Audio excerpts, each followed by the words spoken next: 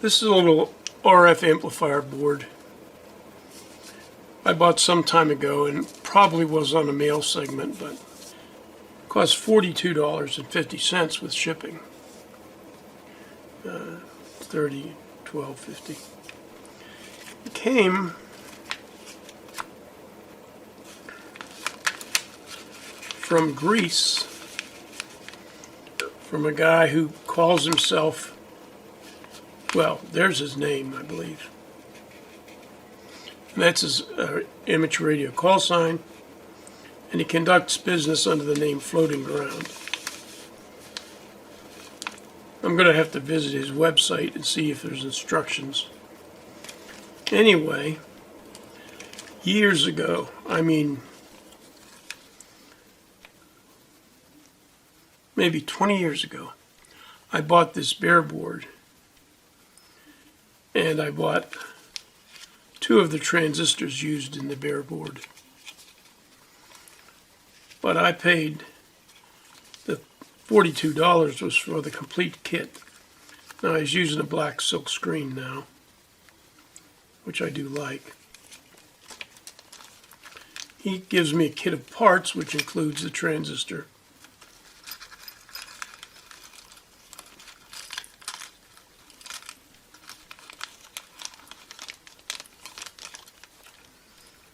So we've got our metal case transistor. It's a 2N5109 toroid coil. Come on. So enameled wire to wind the coil with. Heatsink for the transistor. Power connector. Male and female body only. 2 SMA connectors.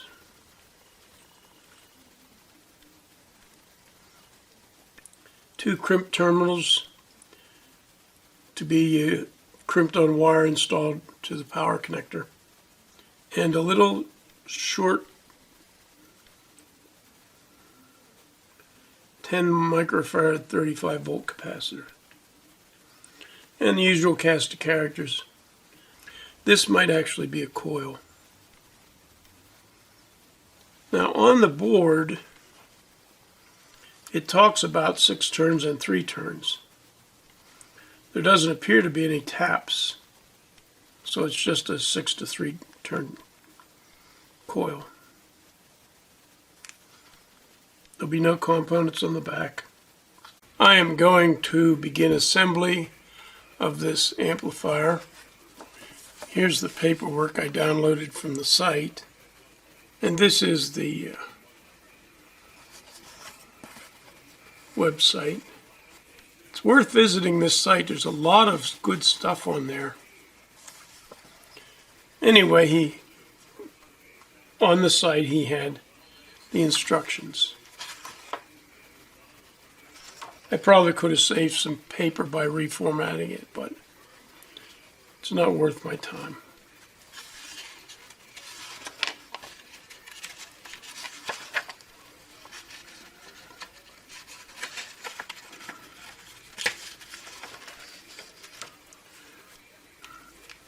Actually, a schematic would have been enough. For example, R4 is well, it's too hard to read. Maybe it wouldn't have been enough. Now with the instructions, it becomes dead easy. R1, 2,700 ohms, 2.7 K, red, violet, red. I mean, that's all the information you need to know.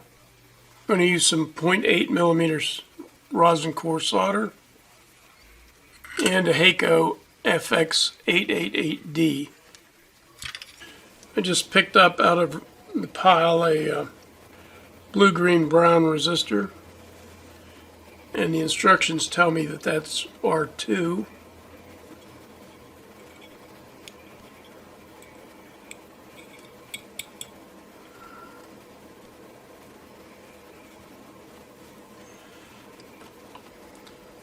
an orange, white, black, which is R7.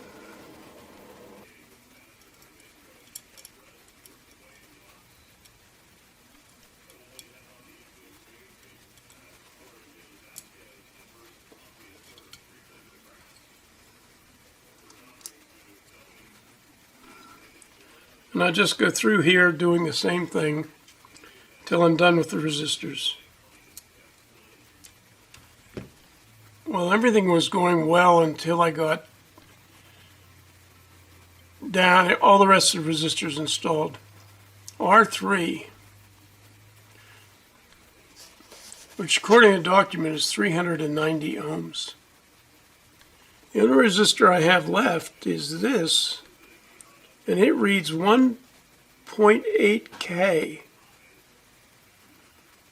Well, that makes sense with a brown and a gray band. I'm going to go back to this website and see if I can find out if there's been an addendum. Although I just downloaded these instructions the other night. So I'm going to hold off on R3 pending some further information. We have a diode. It's the only diode on the board. Note that the silk screening for D1 has a double line end. One end has one line, this one has two. That indicates the polarity of this diode. The silver band goes this way.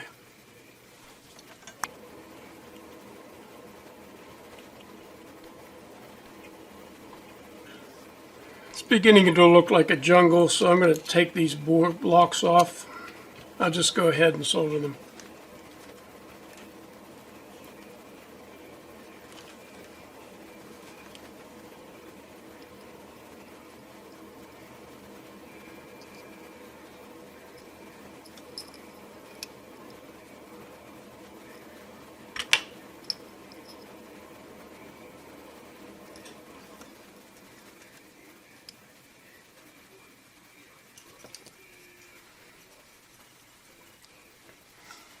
So there's all the resistors, with the exception of R3 installed, trimmed off. There are two inductors. They're easy to mistake for resistors. That's where having an ohm meter available, or one of those little universal component testers, really works well. The inductors are L1 and L2.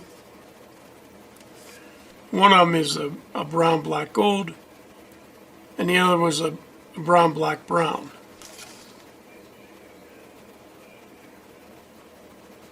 Well, here's the brown, black, gold, and here's the brown, black, brown. They are arranged this way. So L1 is the one with the gold band.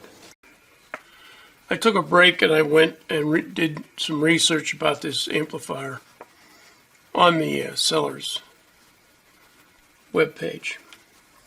And sure enough, here we go. This answers our R3 question.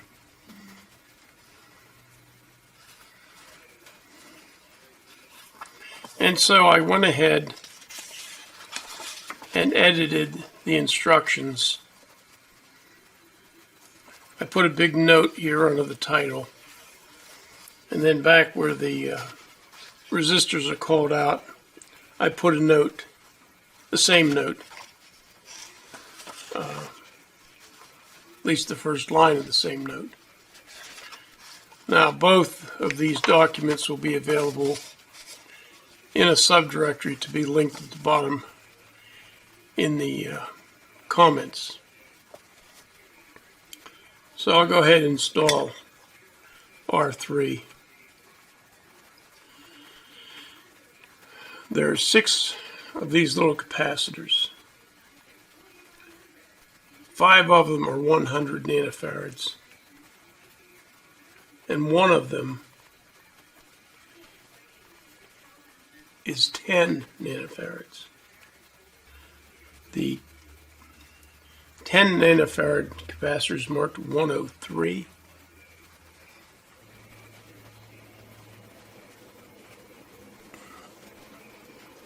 And the 100 nanofarad capacitors are marked 104. So I'm going to put in the 10 nanofarad, that's C4.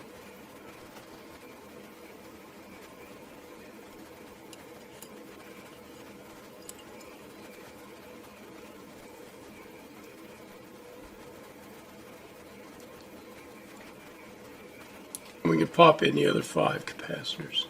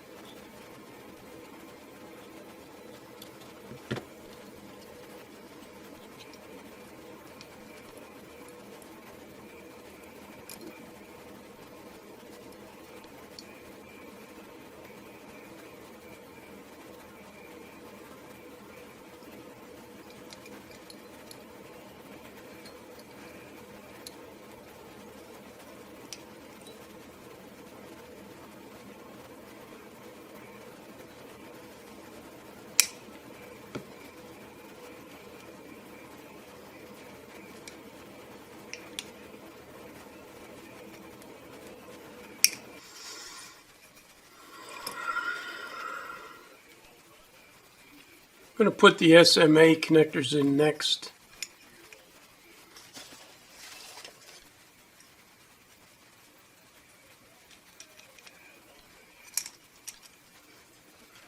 It will take some heat to bring the legs up to temperature.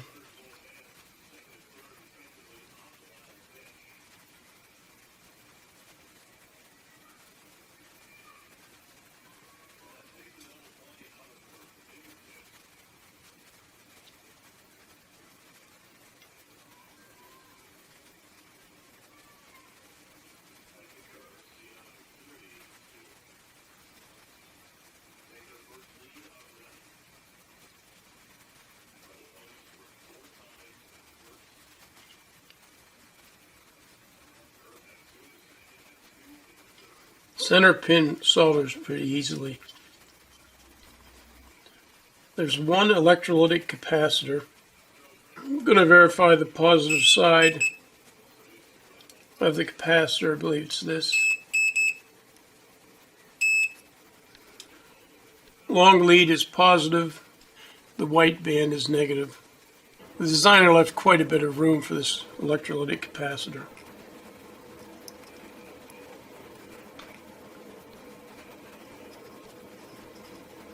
There we go.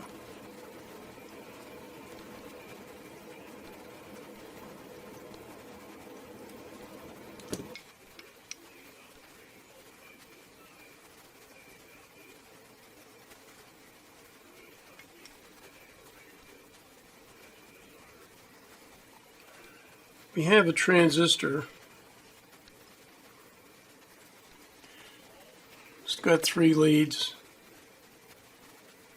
And it's sort of obvious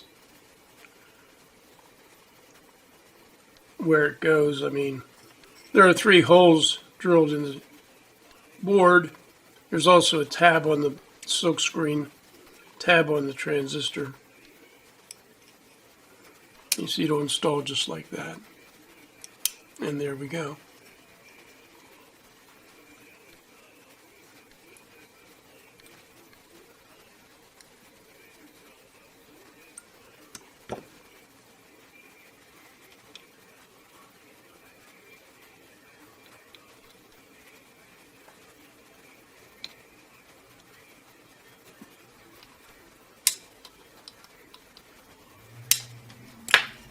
I've gone ahead and removed the heatsink, and for no really good reason, I'm going to put a little tiny bit of heatsink compound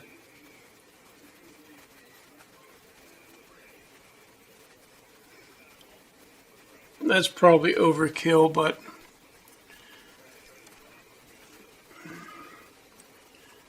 If we're going to use a heatsink, we might as well use heatsink compound.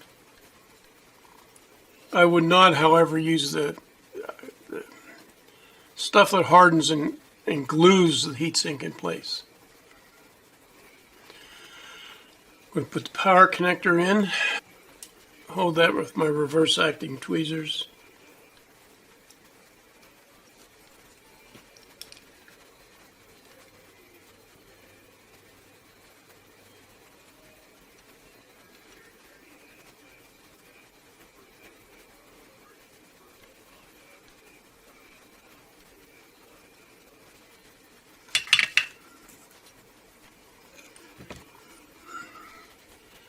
The last thing we'll do then is put in this toroid transformer.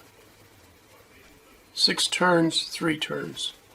The toroid is wound on a FT50 form. That sets the physical dimensions. The 43 sets the kind of ferrite, characteristics of the ferrite. So it's an FT50. This reference here says it takes a little less than 3/4 of an inch of wire to do 1 turn. This FT50 suggests it takes 0.6.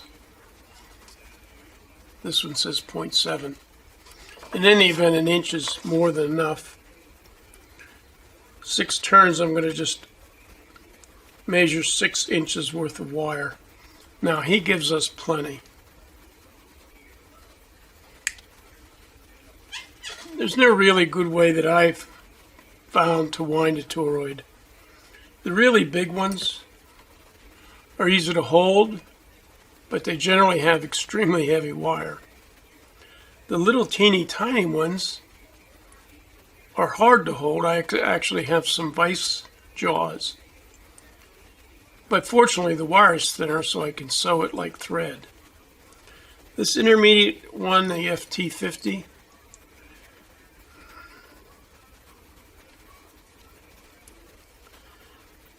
just a nuisance. I'm going to take about half the wire.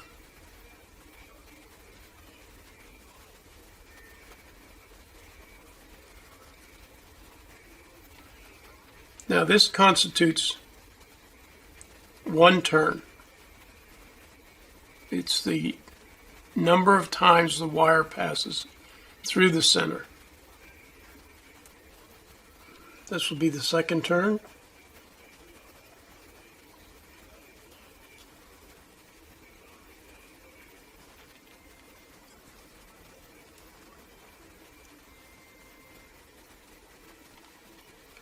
The 3rd turn.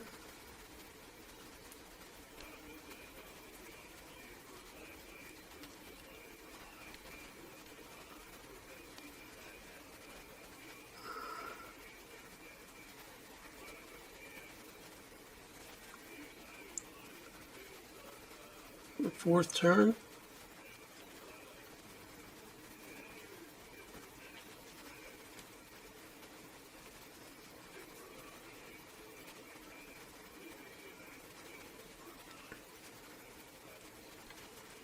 And turn 6.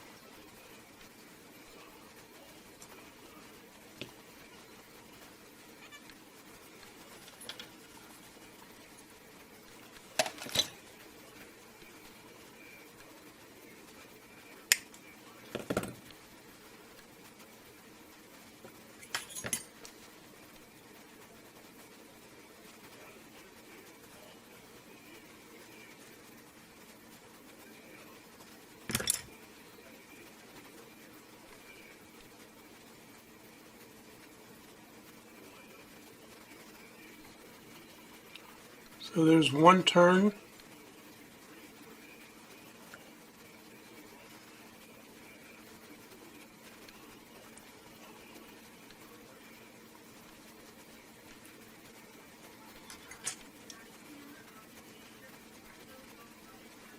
2 turns.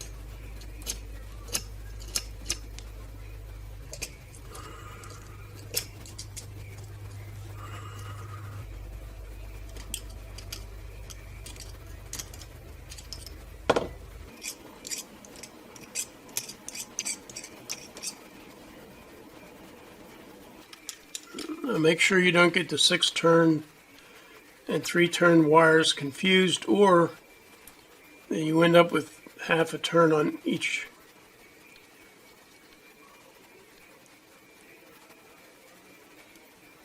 So we'll install the toroid.